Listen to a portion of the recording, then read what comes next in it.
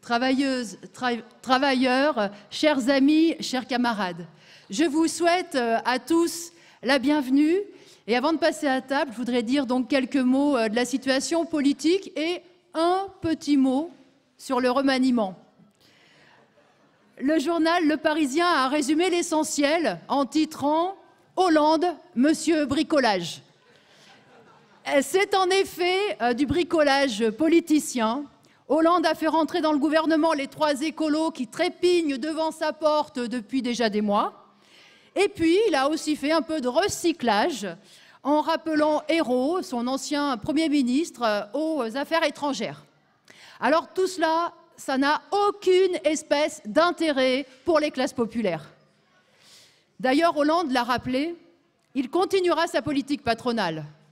Parce que, n'en déplaise à Juppé, Fillon, Sarkozy, qui passent leur temps à dire que Hollande n'a pas de cap, qu'il n'a pas de colonne vertébrale, eh bien, en matière d'attaque anti-ouvrière, Hollande les a tous dépassés d'une tête.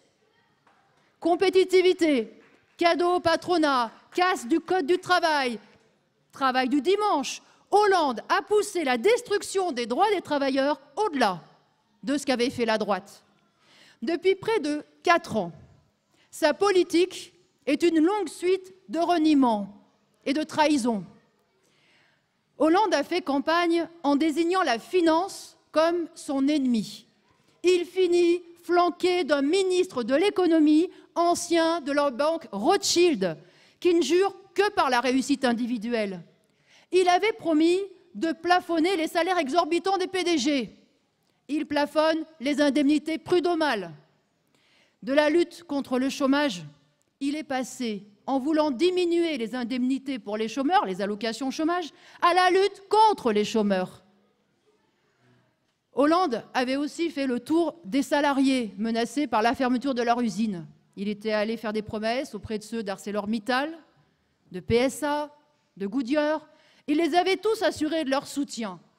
Aujourd'hui, les 3 usines ont fermé et la plupart des ouvriers pointent à Pôle emploi et pire, certains d'entre eux, 8 ouvriers de Goodyear, sont menacés de se retrouver derrière les barreaux. Alors oui, il y a de quoi être écœuré et en colère. La colère, on l'a vu s'exprimer ces 2 dernières semaines. C'était les chauffeurs de taxi, puis les chauffeurs de VTC, et bien sûr les éleveurs et les producteurs de lait. Alors, la question qui se pose à nous, c'est à quand la mobilisation des salariés, des ouvriers, des employés, des cheminots, des personnels hospitaliers, des enseignants, à quand la mobilisation du monde du travail ?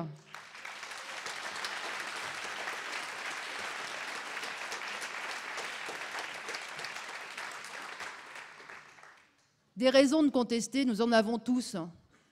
Blocage des salaires, augmentation du temps de travail, augmentation de la charge de travail. Et bien sûr, ce chômage dont nous sommes tous victimes, directement ou indirectement. Alors ce ne sont pas les raisons de contester qui manquent. Ce qui manque encore, c'est la confiance en nos forces et dans notre capacité à réagir collectivement. Eh bien, il faut faire en sorte que les travailleurs retrouvent l'énergie et les moyens de se défendre, l'envie de se défendre. Parce que quand, à l'autre pôle de la société, l'argent dégouline, lorsque les grandes banques affichent des 3, des 4, des 5 milliards de profits, quand les grands groupes se rachètent à coups de dizaines de milliards et qu'ils servent des dividendes royaux à leurs grands actionnaires, eh bien, toutes ces attaques, ce sont des provocations. Et pourquoi tous ces sacrifices ? Pour cette économie folle dont on nous dit qu'elle va craquer d'un jour à l'autre parce que la spéculation se fait à coups de milliards. La classe qui domine aujourd'hui est aussi avide qu'irresponsable. Et tout ce qu'elle mérite, c'est que la colère sociale fasse tache d'huile et que le monde ouvrier entre dans la danse et avec toute la force sociale qu'il représente pour revendiquer ses droits et contester la domination du grand capital.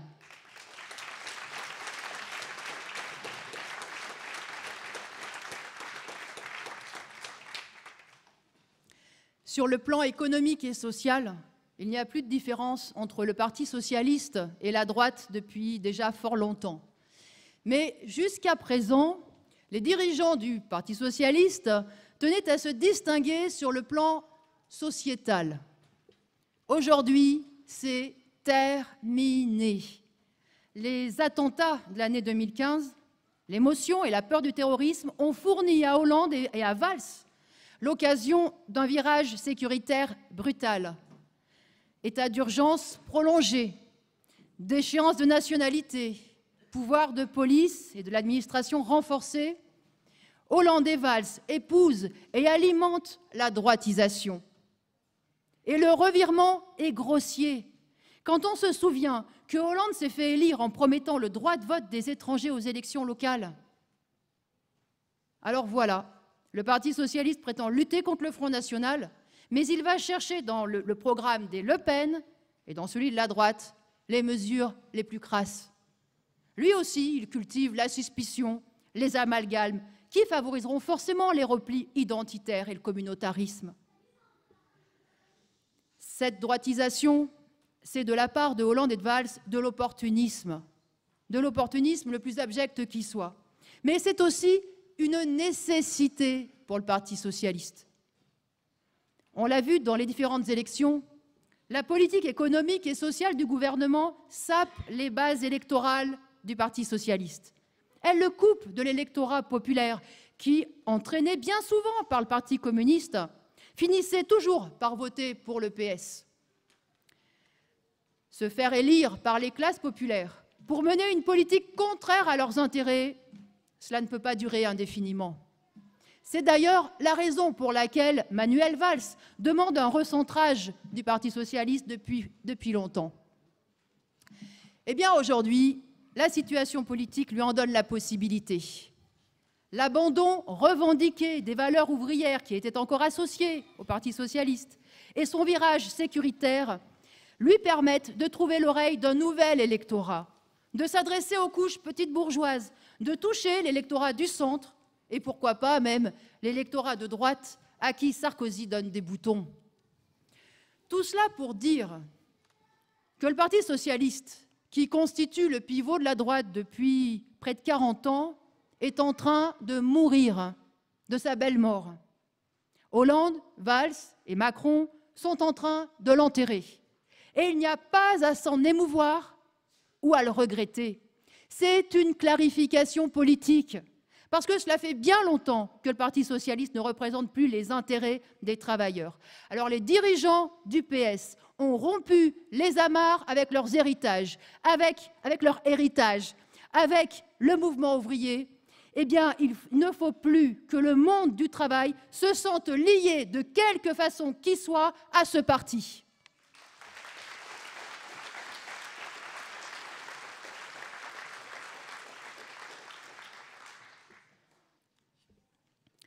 Vu la droitisation du PS, il suffira de brandir quelques principes d'égalité, de tolérance ou de parler de l'intérêt général pour se coller une étiquette de gauche. Autant dire que les prétendants à la reconstruction de la gauche risquent d'être nombreux. Aujourd'hui, cela va déjà de Taubira qui a peut-être été gêné par la déchéance de nationalité, mais pas du tout par le fait que des ouvriers puissent se retrouver en prison. Donc, cet arc-en-ciel, j'ai envie de dire, il va donc de Taubira jusqu'au Parti communiste, en passant bien sûr par Mélenchon, Duflot, Hamon, Montebourg et Nicolas Hulot. D'ici la présidentielle, les manœuvres et les empoignades vont se multiplier. Cette semaine, Mélenchon a annoncé sa candidature pour la présidentielle. Non seulement il l'a fait contre l'avis du Parti communiste, son principal partenaire dans le front de gauche, mais il l'a fait sans même se donner la peine de l'avertir. Mélenchon compte peut-être sur les militants du PC pour coller ses affiches et faire sa campagne, mais s'adresser à eux, c'est le dernier de son souci. Alors, tout ça, alors que les uns comme les autres n'ont que le mot « unité » à la bouche. Alors nous continuerons dans notre volonté de faire entendre le camp des travailleurs. Nous ne participerons à aucune de ces tentatives qui consistent toujours, toutes, à ressusciter la gauche. Mais se fixer un tel objectif est aussi vague que trompeur. Faut-il rappeler que Hollande, Valls et Macron se revendiquent toujours de la gauche? Faut-il rappeler que de Mitterrand à Hollande, tous se sont présentés comme des candidats vraiment à gauche et qu'à chaque fois, il y a eu tromperie sur la marchandise? Et faut-il rappeler l'échec cruel de la politique vraiment à gauche de Tsipras en Grèce? Continuer de raisonner en termes de gauche et de droite ne rime plus à rien. Cette division ne recouvre plus qu'un jeu entre politiciens qui se concurrencent pour la mangeoire, mais qui sont fondamentalement respectueux du système capitaliste et de l'ordre bourgeois. Se présenter aux élections en promettant des avancées pour les exploiter, mais sans expliquer qu'il faudra les arracher contre le grand capital, qu'il faudra s'opposer à la bourgeoisie, à la loi du profit et à tout son système, c'est se préparer à trahir les intérêts des travailleurs. Les véritables frontières politiques ne sont pas entre la droite et la gauche. Elles sont déterminées par les intérêts de classe, par les intérêts des travailleurs, des exploités d'un côté et de l'autre, par les intérêts du grand patronat, de cette poignée de capitalistes qui décident seuls de toute l'économie et qui traitent les travailleurs comme des pions. Si l'on veut que la politique change réellement, si on ne veut plus de cette fausse alternance gauche-droite, il faut que les travailleurs eux-mêmes interviennent et pèsent à nouveau sur la vie politique en se battant. La politique et la vie des travailleurs changeront si le rapport de force entre les travailleurs et le patronat change, si les travailleurs se lèvent à nouveau pour leurs intérêts. Et au lieu de véhiculer de nouvelles illusions dans des politiciens qui ne méritent pas la confiance des travailleurs, eh bien, il faut encourager ces derniers à mettre en avant leurs intérêts et leurs perspectives de changer la société, de renverser le pouvoir du grand capital qui nous emmène dans le mur.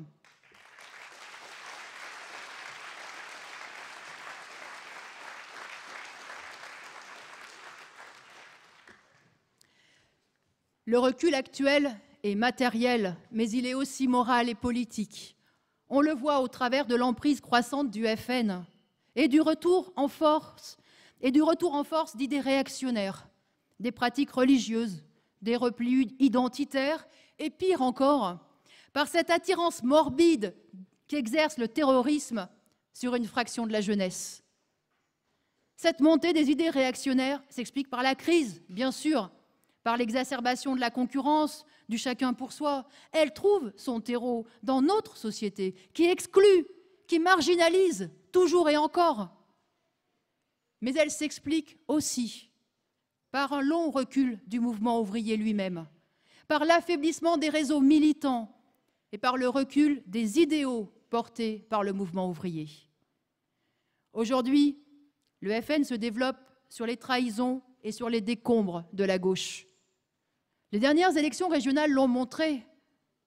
L'emprise croissante du FN dans une région comme le Nord-Pas-de-Calais, Picardie, une région à tradition ouvrière et socialiste, s'explique par la faillite politique de la gauche. Parce que ce sont bien le PS et le PC qui recueillaient il y a peu les voix de cet électorat. Aujourd'hui, ils n'en conservent qu'une petite partie. Parmi leurs ex-électeurs, certains, écœurés, se sont réfugiés dans l'abstention et d'autres, beaucoup trop, ont basculé dans le vote Front National. Et cette évolution, eh bien, elle se mesure aussi ici, autour de nous, dans nos villes. Les électeurs du Front National ne sont pas devenus subitement racistes et encore moins fascistes. Nous en connaissons tous et nous savons que la plupart l'ont fait d'abord et avant tout pour rejeter la politique du PS, pour se venger du Parti socialiste et aussi du Parti communiste, parce qu'ils se sont sentis trahis et abandonnés. Pendant des décennies, ces électeurs sont restés fidèles au Parti socialiste et au Parti communiste. Et ils en ont pourtant avalé des couleuvres, sous Mitterrand déjà, qui avait instauré la rigueur et qui avait fini par encenser la bourse, sous Jospin et ses fameuses ouvertures de capital, mais qui étaient des privatisations et qui ont été orchestrées par des ministres communistes. Ce sont les militants ouvriers, syndicalistes ou associatifs, qui ont été les plus désarçonnés par les reniements et les capitulations des gouvernements socialistes. Eux, qui avaient convaincu leurs camarades de travail de voter pour la gauche, se sont retrouvés maintes et maintes fois à justifier les mesures qu'ils avaient toujours combattues, jusqu'à ce qu'ils finissent eux-mêmes par se sentir trahis, par abandonner leur activité militante et, pire encore, par perdre confiance dans les idées qui les avaient toujours animés. Peut-être que certains ici se disent que cela n'explique pas tout et qu'il faut être sacrément déboussolé et inconscient pour voter en faveur d'un parti d'extrême droite comme le FN. Eh bien, oui. Mais ce sont justement ces principaux partis de gauche qui ont déboussolé et brouillé les consciences de ces femmes et de ces hommes. C'est le rôle d'un parti ouvrier, d'une direction et des militants de permettre aux exploités de comprendre la situation. C'est le devoir d'un parti ouvrier de dire en quoi ceux qui prétendent gouverner sans remettre en cause le pouvoir du capital, le pouvoir de la bourgeoisie et des plus riches, se vouent à servir ce système. C'est son devoir de faire découvrir aux travailleurs qui sont leurs amis, leurs faux amis et leurs vrais ennemis. Le PS a joué le rôle inverse, en trompant les travailleurs des décennies durant. Mais le Parti communiste n'a pas plus joué ce rôle. Le Parti communiste s'est construit au lendemain de la Première Guerre mondiale pour relever le drapeau de la Révolution, piétiné par le Parti socialiste. Dans ces premières années, en regroupant les travailleurs les plus combatifs et les plus conscients, enthousiasmés par la Révolution russe, le PC a contribué à écrire les pages les plus glorieuses du mouvement ouvrier. Mais, très vite tombé sous la coupe stalinienne, il a fini, lui aussi, par s'intégrer au système de la bourgeoisie. Lui aussi s'est mis à entonner que les frontières politiques passaient entre la gauche et la droite, que voter à gauche allait changer la vie des travailleurs. Pendant des décennies, le PC a été complice de l'imposture du Parti socialiste. Le mouvement ouvrier s'était aussi toujours battu pour diffuser une conscience internationaliste parmi les travailleurs et pour dénoncer le patriotisme de la bourgeoisie qui cache toujours des visées impérialistes. C'était ce que signifiait l'international et le drapeau rouge. Eh bien, non seulement le PCF n'a pas combattu dans ce sens, mais il a présenté le nationalisme, le produire français et les frontières comme une façon de se protéger de la concurrence, alors que les travailleurs avaient à se protéger des capitalistes eux-mêmes, de ceux qui les exploitent, à commencer par ceux qui sont ici. Si bien qu'aujourd'hui, on est dans une situation où Marine Le Pen peut se permettre de citer Georges Marchais pour justifier sa politique de préférence nationale. Alors oui, tout cela a faussé les repères politiques et a contribué à la désorientation de la classe ouvrière que l'on constate tous aujourd'hui. Le problème, ce n'est bien sûr pas de ressasser le passé. Il s'agit bien du présent. Il faut que les militants qui n'ont pas renoncé et qui veulent aujourd'hui reconstruire comprennent à quel moment le mouvement ouvrier a dévié. Ils doivent comprendre comment la bourgeoisie s'est servie des partis que les travailleurs s'étaient construits et les a retournés contre eux. C'est nécessaire pour ne pas reconstruire les mêmes erreurs, pour ne pas reproduire, les mêmes erreurs. Le mouvement ouvrier a été affaibli parce que les partis ouvriers ont abandonné les idées de lutte de classe. Mais les travailleurs sont là, et bien là, et ils sont toujours indispensables au fonctionnement de la société. Ce sont eux qui font tourner la machine à profit et ils se battront à nouveau parce que la lutte de classe n'est pas une invention des révolutionnaires, c'est la vie et c'est même le moteur de l'histoire. Alors nous plaçons notre confiance dans les travailleurs, dans leur capacité collective à révolutionner la société par en bas. Dans le passé, ils ont prouvé qu'ils pouvaient le faire. Avec la Commune de Paris de 1871, mais aussi avec la Révolution russe de 1917, ils ont fait la preuve qu'il pouvait transformer la société et en créer une autre, radicalement différente, basée sur la propriété collective. Une société sans patron, sans la domination de l'argent et du profit. Une société et une économie d'abord organisées pour répondre aux besoins de toute la population. Eh bien, en sachant tirer toutes les leçons de leur expérience, de leurs succès et de leurs échecs, en renouant avec le meilleur du mouvement ouvrier, celui qui leur a fait gagner de grandes batailles, les travailleurs feront à nouveau progresser la société.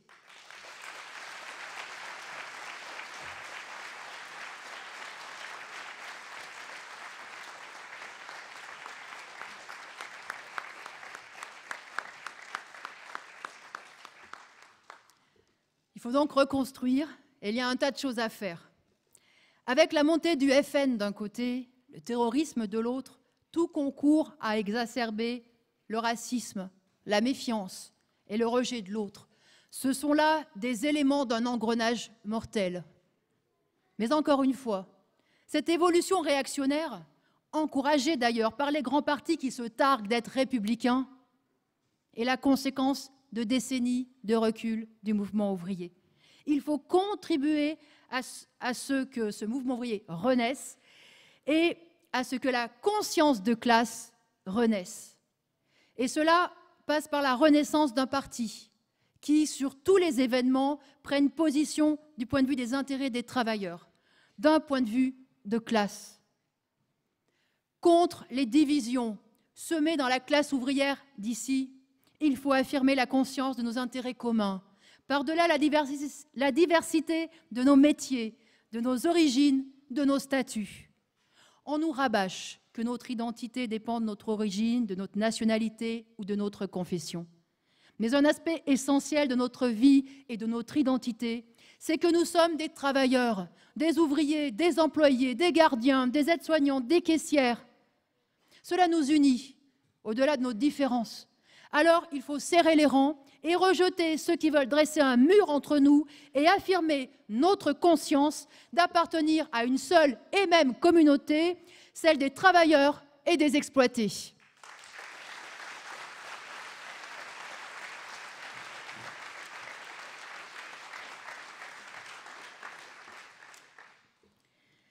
Contre la guerre et les bombardements sur la Syrie et l'Irak, il faut affirmer que le terrorisme est le fruit pourri de l'impérialisme. Le chaos qui règne dans ces régions, Daesh, qui exerce une des dictatures les plus féroces, sont le produit des rivalités, du pillage et de l'oppression des grandes puissances. Des Américains, de l'Arabie saoudite, du Qatar, de la Russie, mais bien sûr de la France aussi. Avec leurs bombes et avec leurs manœuvres actuelles, ils vont créer de nouveaux monstres. Alors, à bas la politique impérialiste et les interventions guerrières de la France.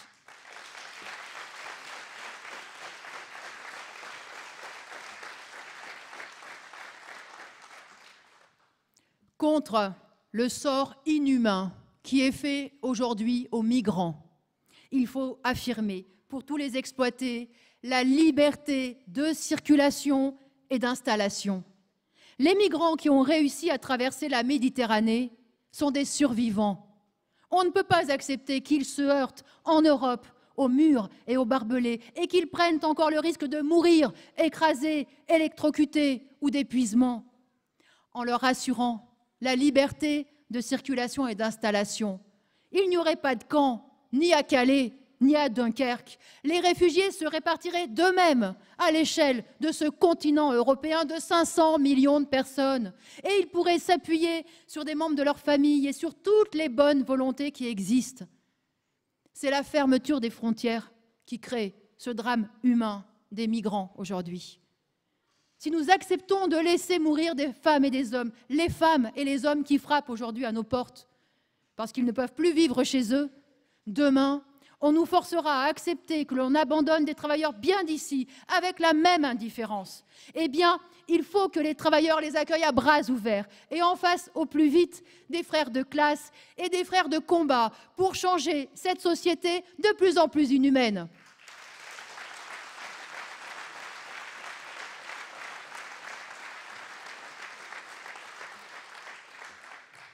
Et pour finir, contre l'organisation capitaliste de l'économie. Il faut affirmer les perspectives communistes. Nous ne sommes pas condamnés à cette dictature d'une poignée de grands actionnaires. Ils sont à la tête d'un système aussi injuste qu'irrationnel. Il n'y a jamais eu autant de richesses et pourtant, on ne nous parle que de crise, de déficit.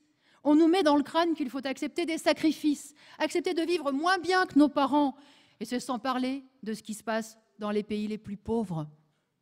Il faut mettre fin à l'obstacle que constitue la propriété privée des moyens de production sur les usines, les banques, les transports et les grandes chaînes de distribution, qui empêche toute organisation rationnelle, collective, humaine de l'économie.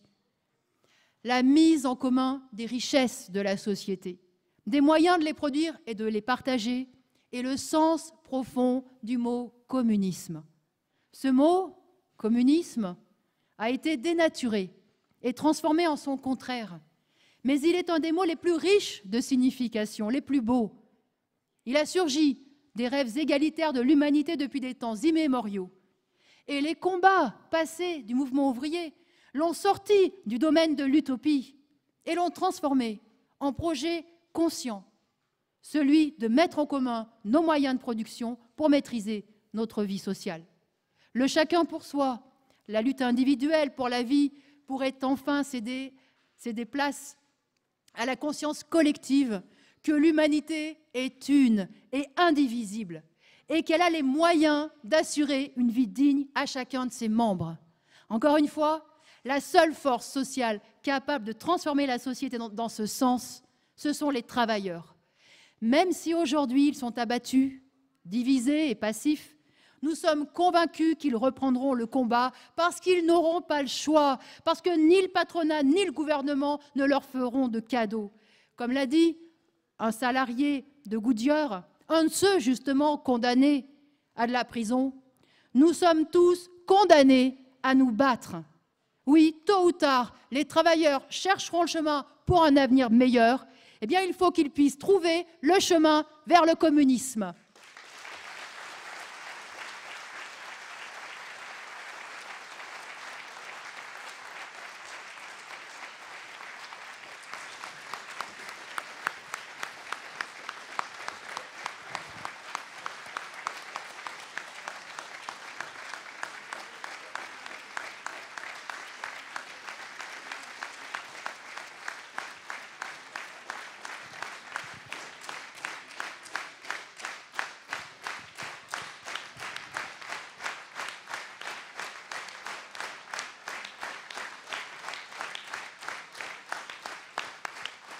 Eh bien, maintenant, on va reprendre le chant des travailleurs, l'Internationale. Debout les damnés de la terre, debout les forçats de la faim.